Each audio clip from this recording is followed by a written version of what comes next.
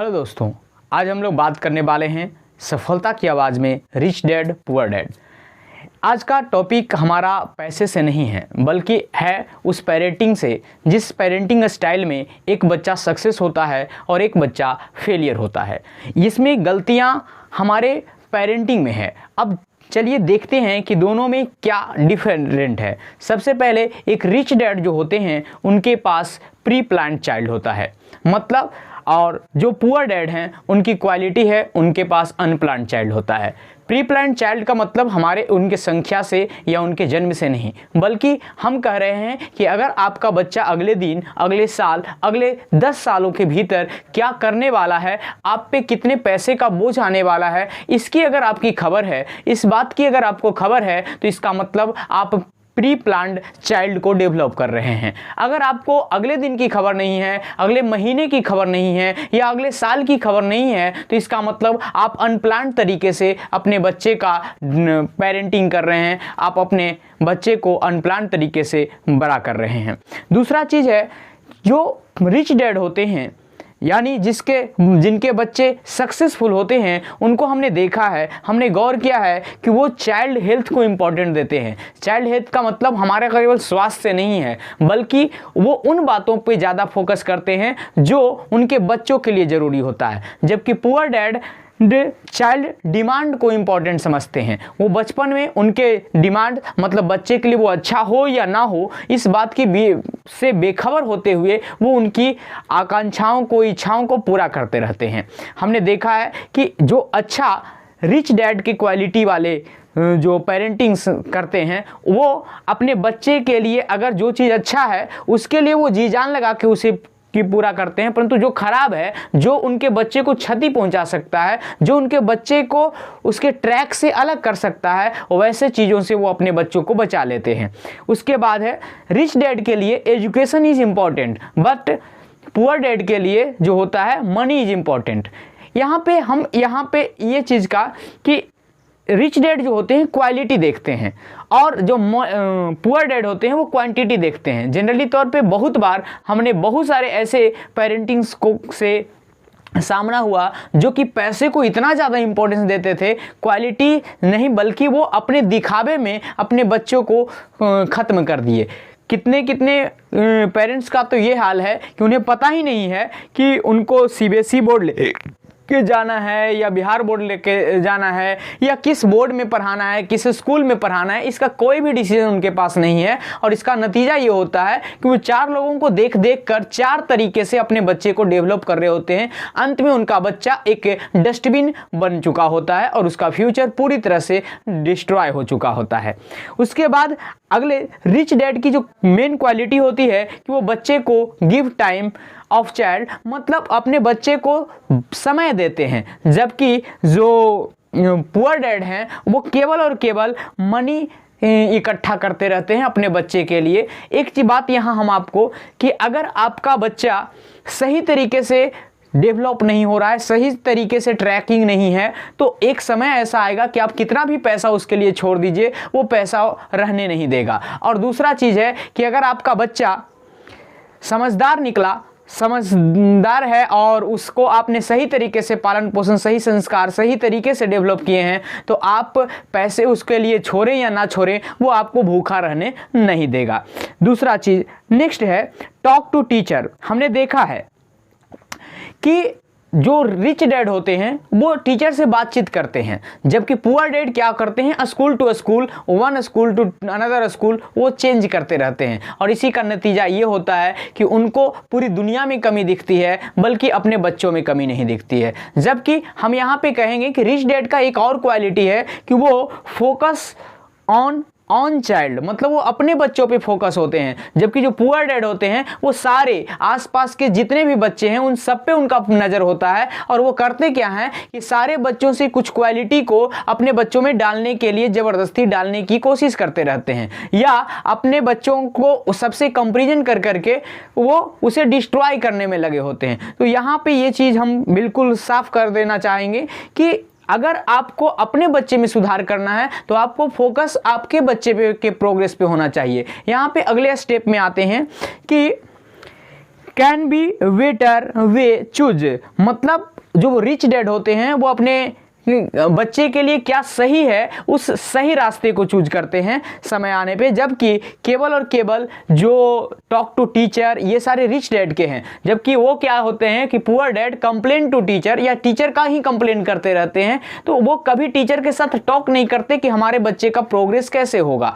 उसके बाद only punished way for choose, मतलब यहाँ पे क्या है कि पुअर डैड केवल और केवल उनके पास एक ही रास्ता होता है अपने बच्चे को प्रोग्रेस के लिए, वो है पनिशमेंट। पनिशमेंट कभी भी कोई रास्ता नहीं है, बल्कि वो आपकी कमजोरी है कि उसे कैसे।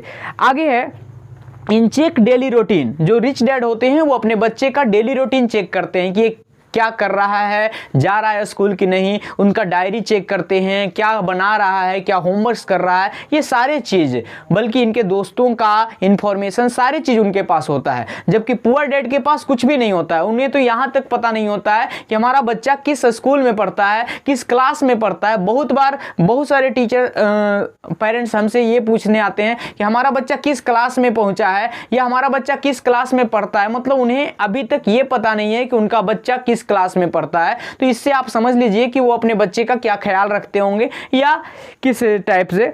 उसके बाद रिच डैड जो होते हैं वो when take report card then actions to the for performance, मतलब वो प्रोग्रेस पे जब उनको रिपोर्ट कार्ड मिलता है तो वो इस बात पे विचार करते हैं कि इस परफॉर्मेंस को कैसे इंक्रीज किया जाए, इसके लिए टॉक करते हैं टीचर से।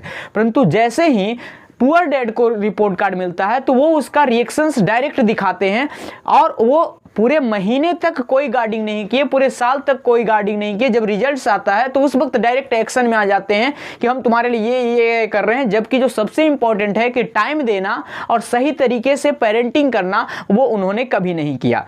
नेक्स्ट है हेल्प्स ऑफ टीचर, जो गुड मतलब जो रिच डैड हैं यानी जो गुड डैड हैं वो क्या करते हैं, वो टीचर की मदद करते हैं। जबकि जो पुअर डैड हैं वो जनरली तौर पे कंप्लेन ऑफ टीचर, या तो टीचर के कंप्लेन करते रहते हैं या तो टीचर से कंप्लेन करते रहते हैं। तो ये दोनों चीज़ बहुत ही घटिया आपके बच्चे को कह सकते हैं डिस्ट्रॉय की ओर लेके चल जाता है। उसके बाद है कि अगला गुण है लॉन्ग टाइम स्टेबिलिटी, मतलब जो रिच डैड होते हैं उनको पता है कि एक दिन में हमारे बच्चे में कोई प्रोग्रेस नहीं हो सकता, परंतु वो उस पर लगातार कंटिन्यू रूप से स्टेबल तरीके से उस पर काम करते हैं। जबकि जो पुअर डैड होते हैं वो अनस्टेबिलिटी के शिकार होते हैं, मतलब उनको लगता है कि कहीं कोई ऐसा जादू की छड़ी होगी जिससे उनके बच्चे में अचानक परिवर्तन आ जाएगा, और ऐसा पॉसिबल नहीं है। आप भी जानते हैं, हम भी जानते हैं। उसके बाद है एक सबसे इंपॉर्टेंट चीज, रिच डैड जो होते हैं वो avoid bad habit for child, अपने बच्चे के लिए अपने गंदी आदत को छोड़ देते हैं।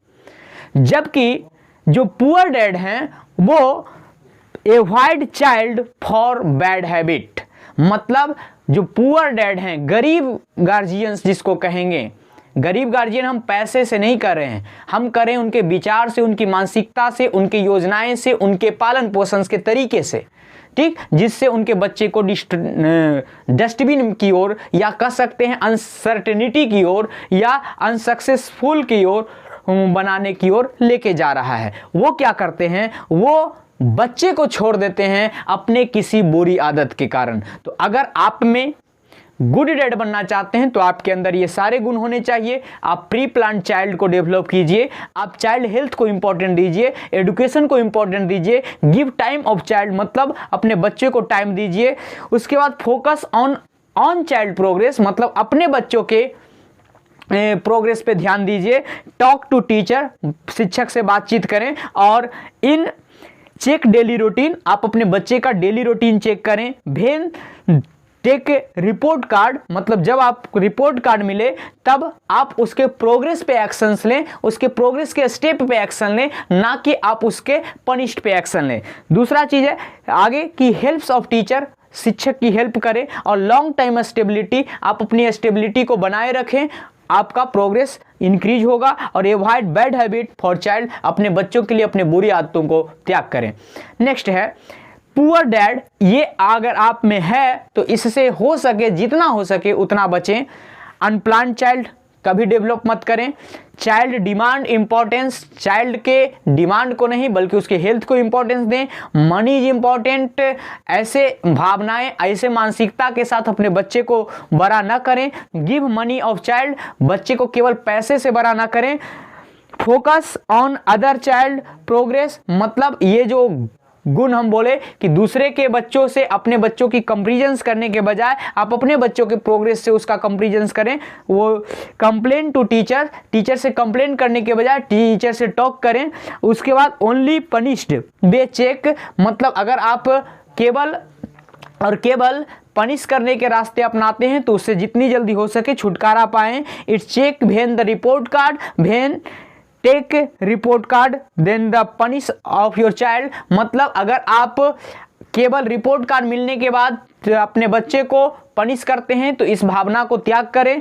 Complain to teachers and short time stability, अगर आप क्षण भंगुरता के शिकार हैं, मतलब क्षण भर में आप बदलते रहते हैं, तो आप अपने आप को बदलें और आप बच्चे को एस्टेब्लिश होकर ग्रोथ करने दें। और है avoid child for bad habit, अगर आप ऐसा कर रहे हैं कि आप अपने गंदी आदतों के कारण अपने बच्चों को छोड़ते जा रहे हैं तो जितनी जल्दी हो सके अपनी गंदी आदतों को छोड़ दें। गुड लक दोस्तों, फिर मिलेंगे अगले एपिसोड में अगले पार्ट।